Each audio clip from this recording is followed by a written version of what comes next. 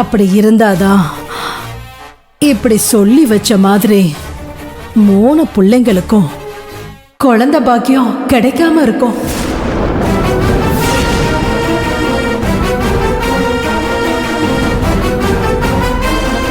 தாலாட்டு பாடாத வாயும் அத கேட்காத காதும் இருந்தும் ஒண்ணுதான், இல்லாததும் ஒண்ணுதான். ஏன்னா மழலை செல்வங்கிறது அப்படிப்பட்ட ஒரு நிறைஞ்ச செல்வம். ஒரு குடும்பத்துக்கு குழந்தைங்கிறது ஒரு பெரிய வரப்பிரசாதம்.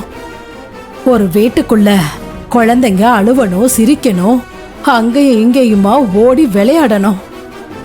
அதுக்கு பேர் தான் வீடு.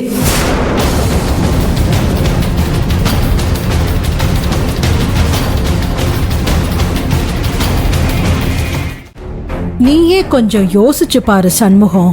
உன் பிள்ளைங்களோட தலைமுறைக்கு அப்புறம் உன்னுடைய பேரையும் பெருமையையும் விளங்க வைக்கிறதுக்கு யாரு இருக்கா சொல்லு?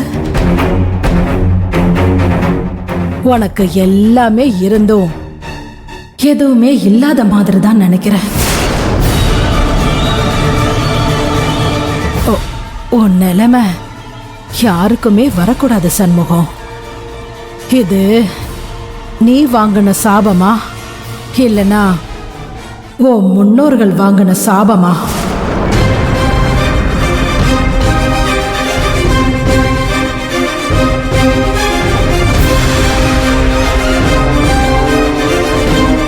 மா, என்னம்மா நீங்க விட்டா நீங்க பாட்டுக்கு ஏதோ பேசிக்கிட்டே இருக்கீங்க.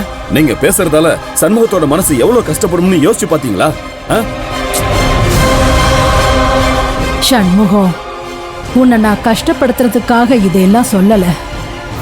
உனக்கு நல்லது நடக்கணும்னு தான் சொன்னேன். நீ என் புள்ள மாதிரி உன் பரம்பரை வாழையடி வாழையா செழிச்சு தழைச்சு வாழணுங்கிற நல்ல எண்ணத்தோட சொல்றேன்.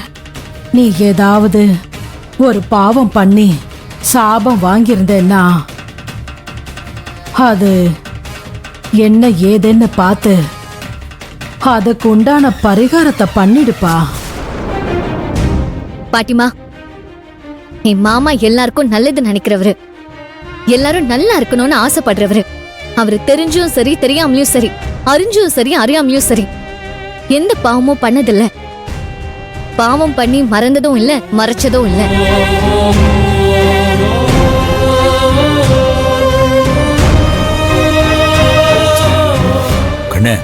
நீங்க இருங்க மாமா.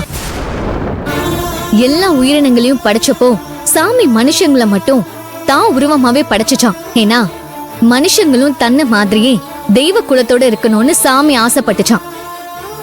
ஆனா இந்த விஷயத்துல சாமிக்கு ஏமாத்தம் தானா. அது படிச்ச மனுஷங்கள்ல 100க்கு 99 பேருக்கு அரக்க குணம் தான் இருந்துச்சான்.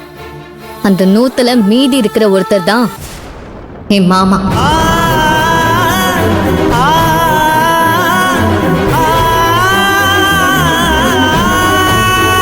மனசு பூரா தெய்வ குணம் நிறைஞ்சவரு.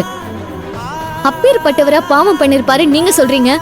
ஒருவேளை நாங்க ஏதாவது பாவம் பண்ணிருக்கலாம்.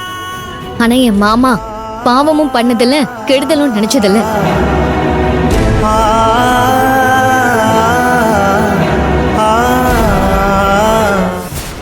மாமனை பத்தி சொன்னதும் எப்படி கோபம் பொத்துக்கிட்டு வருது. அடேங்கப்பா, ஓ மாமன் மேல அவ்வளோ பாசமா? நல்லாருமா, ரொம்ப நல்லாரு. சண்முகத்தை பத்தி நீ சொன்னது எல்லாமே உண்மைதான். நான் தான் சண்முகம் மேல இருக்கிற அக்கறையில என்னென்னமோ உளறிட்டேன்.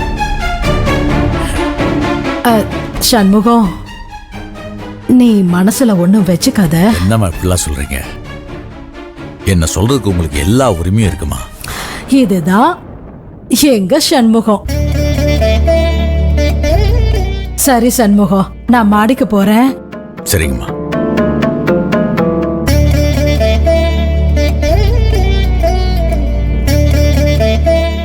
சண்முகம், அம்மா எப்பவுமே இப்படித்தான். நல்ல விஷயத்த கூட மனச சங்கடப்படுத்துற மாதிரி தான் சொல்லுவாங்க. நீங்க யாரும் அத மனசுல வச்சுக்காதீங்க. அதெல்லாம் ஒண்ணு இல்ல சுந்தரம். சரி சண்முகம், நான் மாடியில இருக்கேன். சரி. ஆ.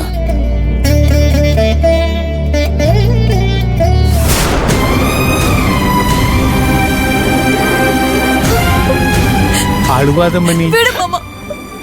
அம்மா, அந்த கிழவிக்கு என்ன நக்கல் நையாண்டின்னு பாத்தியாமா?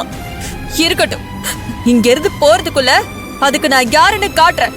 மணி, அந்த கிழவி பொல்லாத கிழவி மணி. எதுக்கும் கலங்காத என்னையே கலங்க வச்சிருச்சே சூனியக்கார கிழவி. நீ அழுவாத மணி. ஏய் மணி மணி, மணி, ஐயோ மணி.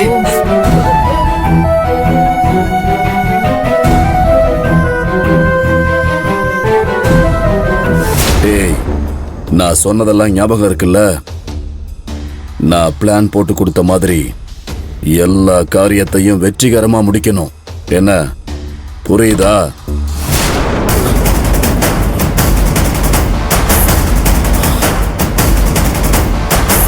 என்னம்மா? ஏய், நாளைக்கு காரியம் கச்சிதமா முடிஞ்சதுக்கு அப்புறம் நானே உனக்கு ஃபோன் பண்றேன். மா, நல்ல வேலைம்மா. நீங்க டக்குன்னு கதவு திறந்த உடனே நான் எங்க அந்த சண்முகம் பையன் தான் வந்துட்டானோன்னு பயந்து நடுங்கி போயிட்டேம்மா. ஆனா நல்ல வேலை நீங்களா போயிட்டீங்க. எல்லாருக்கும் கண்ணு ரெண்டும் முன்னாடி இருந்தா போதும். ஆனா நம்மள மாதிரி எதிரிகளை ஒளிச்சு கட்டணும்னு மனசுல வைராகியத்தோட திட்டம் போட்டு வாழ்ந்துட்டு இருக்கிறவங்களுக்கு நாலா பக்கமும் கண்ணு இருக்கணும். நாம கவனமா எல்லாத்தையும் செஞ்சா எதுக்கும் யாருக்கும் பயப்பட வேண்டிய அவசியமே இல்லை. புரிஞ்சதுமா. நான் இனிமேட்டு இன்னும் கொஞ்சம் ஜாக்கிரதையாவே இருந்துக்கிறேன்.